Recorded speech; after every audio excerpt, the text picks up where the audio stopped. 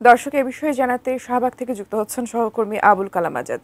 আজাদ, এই মুহূর্তে শাহবাগের পরিস্থিতি কেমন দেখছেন? আপনার মাধ্যমে জানতে চাই, জানাবেন। প্রায় ঘণ্টাখানেক আগ থেকে রেল ভবনে দুজন উপদেষ্টার সঙ্গে বুয়েটের আন্দোলনরত শিক্ষার্থীদের 11 জন প্রতিনিধির যে আলোচনা বা বৈঠক যাই বলুন না কেন, সেটির এখনো পর্যন্ত কোনো সিদ্ধান্ত শাহবাগে আন্দোলনরত শিক্ষার্থীদের মাঝে এসে পৌঁছায়নি, যার কারণে তারা এখনো পর্যন্ত তাদের দাবি দাওয়া আদায়ের জন্য এই শাহবাগ মোড় দখল করে অবস্থান করছেন। আপনাকে একটি বিষয় জানাতে চাই যে শিক্ষার্থীদের মূলত দু তিনটি দাবি রয়েছে, যার মধ্যে অন্যতম দাবিটি হচ্ছে যে 10ম গ্রেড থেকে 9ম গ্রেডে প্রকৌশলীরা যারা পদোন্নতি নিয়ে থাকেন সেখানে ডিপ্লোমা ইঞ্জিনিয়ারদেরকে অবশ্যই তাদের মেধা এবং যোগ্যতা প্রমাণ করবার জন্য পদোন্নতি পরীক্ষায় উত্তীর্ণ হতে হবে, যেটি একদিন হয়ে আসছিল না বলে এরকমটি তারা দাবি করছেন এখানে যারা শিক্ষার্থী রয়েছেন তারা। বুয়েট শিক্ষার্থীরা আরও বলছেন যে তাদের যারা ডিপ্লোমা ইঞ্জিনিয়ার তারা যাতে কখনোই ইঞ্জিনিয়ার বা প্রকৌশলী এই শব্দটি ব্যবহার না করেন যতদিন পর্যন্ত না তারা গ্র্যাজুয়েশন ডিগ্রি লাভ করতে পারছেন।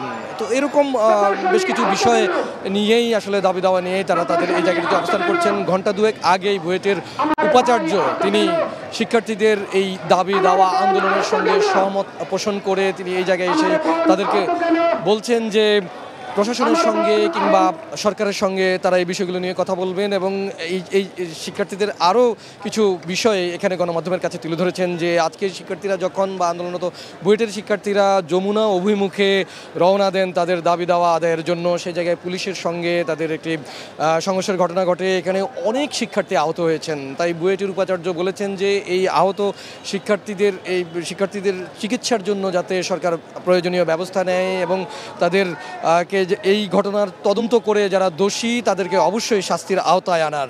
পরবর্তীতে তিনি বলেছেন যাতে এই দাবি দাওয়া বিষয়গুলো নিয়ে তারা কাজ করবেন, যাতে শিক্ষার্থীরা ক্যাম্পাসে ফিরে যান, তাদের পড়ালেখায় ফিরে যান।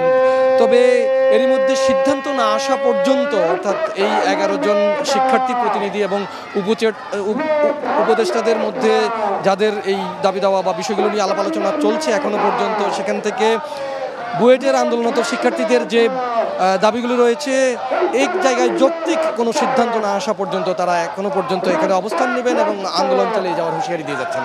তো এখনকার মতো এই ছিল আমার কাছে সবশেষ।